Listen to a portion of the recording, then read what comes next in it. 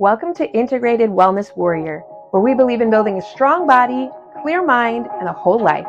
I'm Malia, a personal trainer and social worker, and here we believe in integrating physical fitness with mental well being to help you become your healthiest, happiest self. Let's embark on this journey together.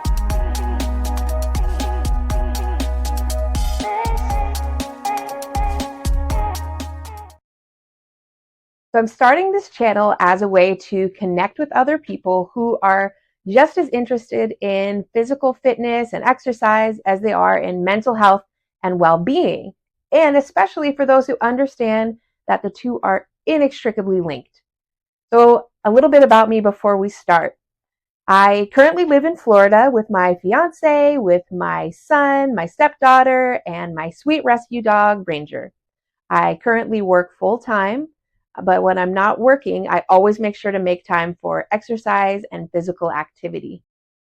So when I'm not at work or at the gym, I love to spend time with my family, checking out new restaurants or exploring some of the sites in our city. I also really love to read. I love sewing. I also enjoy making jewelry, and I've been trying to learn for a few years of how to do my own acrylic nails, and I'm getting better, but it's still really hard. So my hat is totally off to you, nail techs. So how did I get here and interested in physical fitness and mental health?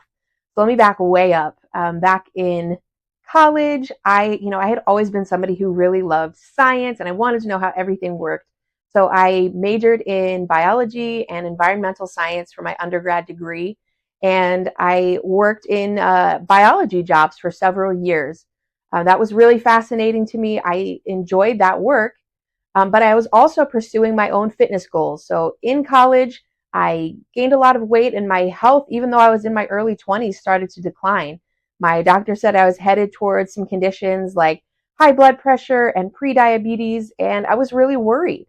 So just very gradually in college and even after I graduated, I started to exercise, just doing cardio and walking on a treadmill and those kinds of things, really just to get started. It took me a few years, but after a while, I really fell in love with lifting weights, especially lifting heavy. I found that naturally I was kind of good at it and pretty strong. So I really decided to pursue that. I wanted to learn all that I could about how to lift correctly, how to improve my lifts. So I studied a lot on my own, but I also thought if I were to obtain my personal training certification, I could learn even more about it. So even though I was still working full time, I started to study for that certification, and it coincided with about the time my son was born 10 years ago. And after I got my certification, I was presented with an offer to work in a gym as a trainer. And I really couldn't pass it up. So I left my job working in biology and started working in gyms, which I did for several years. I even became the manager of several gyms. I just fell in love with not only improving my own fitness because of how much I had learned, but also training my clients. For me, it was fascinating to meet with them, learn more about their goals, why were they there, and together we'd come up with a plan to help them reach those goals. And seeing the happiness on their faces as they accomplish those goals was just incredible. So I really loved working in the gym and I started getting pretty good at it. My schedule was always booked with clients and my clients were reaching their goals, and I thought I would do it for the rest of my life. One of the things that was really challenging for me as a trainer, though, despite training lots of clients, I worked in pretty small gyms and the income really wasn't there for me. I was struggling at that time as a single mother, and I knew that I needed to bring in more income for me and my son, but also needed things like a regular, predictable schedule and health insurance, some things that some personal trainers get, but I wasn't where I was working. So I was looking for ways to, increase my income and kind of stabilize my life, but that was kind of on the back burner. I was just enjoying training so much.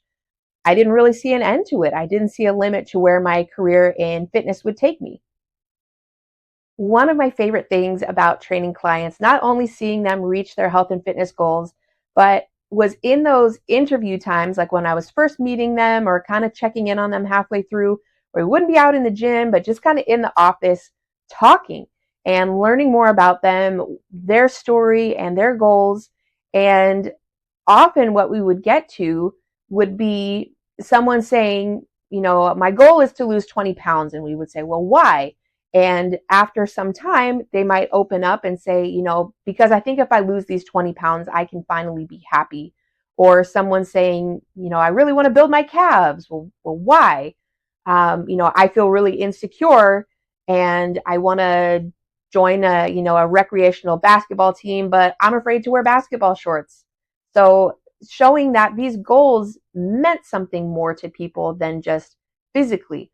A lot of times when they were meeting with me, as we got to know each other and they talked more and more, I learned that often what was in their background was something related to mental health.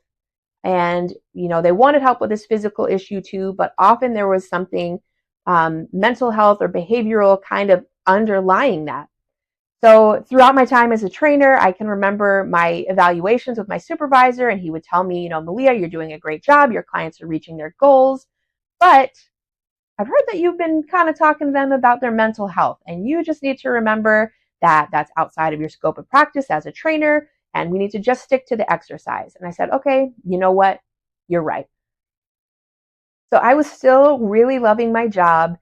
And then 2020 happened and COVID happened and my gym shut down for a long time. I was living in Washington State at the time, and we had some of the tightest COVID lockdown restrictions in place there. So my gym was really closed, and I didn't know when it would reopen. So I'm at home, like we all were, and just had some time to think of what is my next move. And as I mentioned before, a few things kind of led me to make a transition here. So I was concerned about the income, the schedule, and the benefits, and I knew that I needed to have something really stable for me and my son. I also thought about what my supervisor said about, not talking to people about mental health. And I just had this idea of going to graduate school, and I decided to pursue my master's in social work. I knew that this would give me a more stable career, but also I wanted to become qualified to speak to people about their mental health. I could see that so many people were struggling with that on the inside, and I just really wanted to help.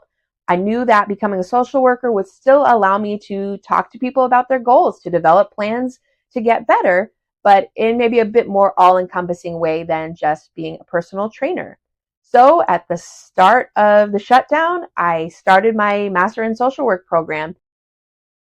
So currently here in Florida, I work as a social worker in a public school.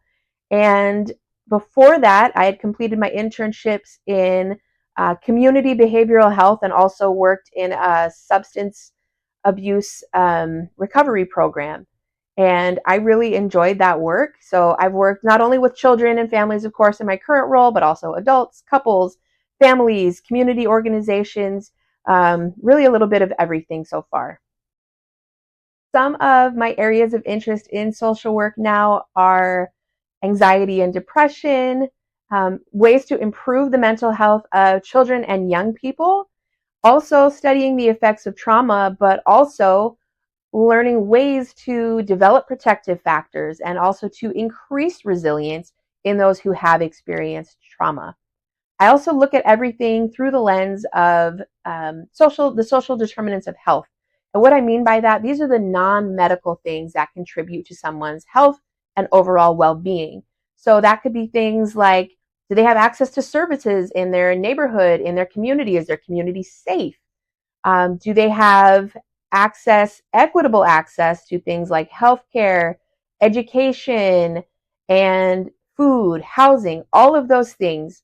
So as a social worker, those are things I'm taking into consideration really anytime I'm working with a student, with a family, of kind of what's going on in the background, in their system, in their environment that contributes to their present situation. And for me, that's really where I bring it all together. Some people might think, how does personal training have anything to do with social work?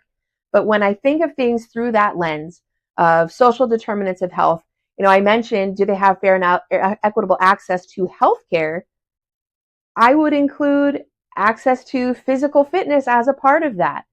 Um, Being able to go to a gym whenever you want, several times a week or whatever, is a privilege. And not everybody has access to a gym, first of all. Not everybody has time to go to a gym. Not everybody has a vehicle to get to a gym.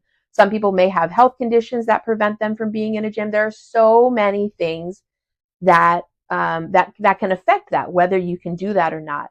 So when I look at mental health and things that may be going on that affect a person's day to day, one of the things I might ask myself is, how much activity does this person get?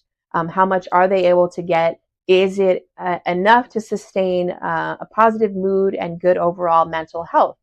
So obviously, there are so many other factors to consider in that. Also considering, yes, I definitely believe in mental illness. They are absolutely real, but I always like to consider there are so many other things going on that could be contributing to a person's overall mental health and well-being. So if this sounds like you, if you feel like you're also interested in building those things, you want to connect, learn, and grow with other similarly minded people, go ahead and give me a like and follow. Thanks so much for joining me. I'll see you next time.